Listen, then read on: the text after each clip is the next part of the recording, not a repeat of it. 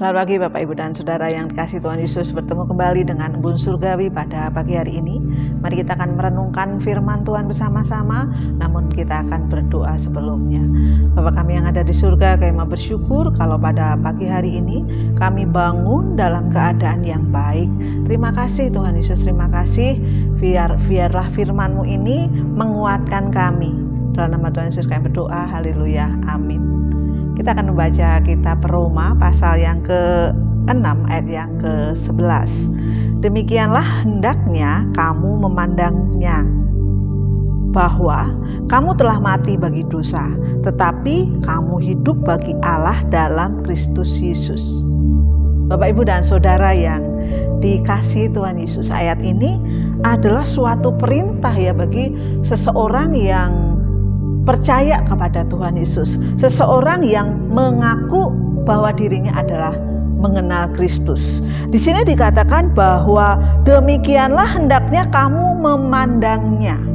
Ya, memandang di dalam bahasa Yunani di teks ini adalah istilah akuntansi yang artinya itu menghitung secara hati-hati dan kemudian bertindak sesuai dengan pengetahuan itu. Kita melihat ya, di sini Paulus menjelaskan atau menegaskan kepada jemaat ya di dalam Kristus Yesus ya, bahwa Kristus telah mati bagi dosa ya, tetapi hidup bagi Allah ya. Jemaat yang sudah mati bagi dosa dan hidup bagi Allah, itulah jemaat yang seharusnya yang tertulis dalam kitab Roma ini ya. Jadi di dalam Kristus kita tidak hidup di dalam masa lalu ya, tetapi kita hidup di dalam masa kini bagi Kristus. Atau kita tidak hidup di dalam masa lalu karena dosa-dosanya, tetapi hidup masa kini bagi Allah. Luar biasa sekali Tuhan kita ya. Ketika kita telah menerima kasih karunia yang diberikan kepada kita ya, yang dulu kita mati karena dosa-dosa kita dan kita sekarang hidup, atau dulu dikuburkan dan sekarang dibangkitkan, itu seperti makna baptisan. Ya, Bapak, Ibu, dan Saudara yang dikasihi Tuhan Yesus. Lalu posisional kita di mana? Posisi kita di mana ya? Ketika kita telah menerima kasih karunia menjadi satu dengan Kristus dan akan terus-menerus bersamanya. Ini posisi kita.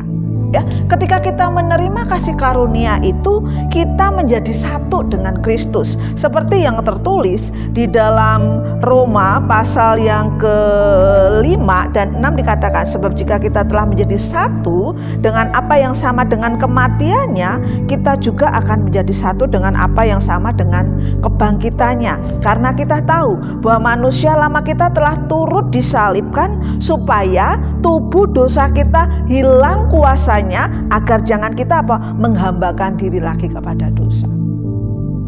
Ya, ketika kita percaya kepada Tuhan Yesus, ketika kita mengenal dan mengalami Tuhan Yesus secara pribadi, ya, kita sudah mematikan hidup lama kita, mematikan dosa-dosa kita. Ya, menjadi masa depan di dalam kemenangan Tuhan Yesus. Bapak, Ibu, dan Saudara yang dikasihi Tuhan, itulah posisi kita. Ya, posisi kita adalah hidup di dalam Kristus, bersatu dengan Kristus. Dan kita pun akan mengalami pengudusan yang secara progresif, terus menerus ya. Kita yang telah menerima kasih karunia itu mempunyai kuasa untuk menolak dosa. Ya, seperti yang tertulis di ayat yang ke-12 di dalam kitab Roma pasal 6 ini, sebab itu dosa hendaklah jangan berkuasa lagi di dalam tubuhmu yang panah, supaya kamu jangan lagi menurut keinginannya ya. Kita dikasih kuasa untuk menolak dosa. Kemudian kita juga dikasih kuasa untuk untuk tidak menyerahkan anggota-anggota tubuh kita kepada dosa. Ya, tetapi serahkanlah dirimu kepada Allah sebagai orang-orang yang dahulu mati tetapi sekarang hidup. Dan serahkanlah anggota-anggota tubuhmu kepada Allah untuk apa? Menjadi senjata-senjata kebenaran. Bapak, Ibu, dan Saudara yang dikasihi Tuhan, luar biasa sekali. Ketika kita menerima kasih karunia, kita tidak boleh mengizinkan dosa itu kembali menjadi tuan kita. Ya, tetapi Kristuslah yang berkuasa atas kita. Kristuslah yang menjadi tuan kita. Dan ini ada ketika kita percaya kepada Tuhan Yesus Kristus, menjadi Tuhan dan Juru Selamat kita secara pribadi. Selamat pagi.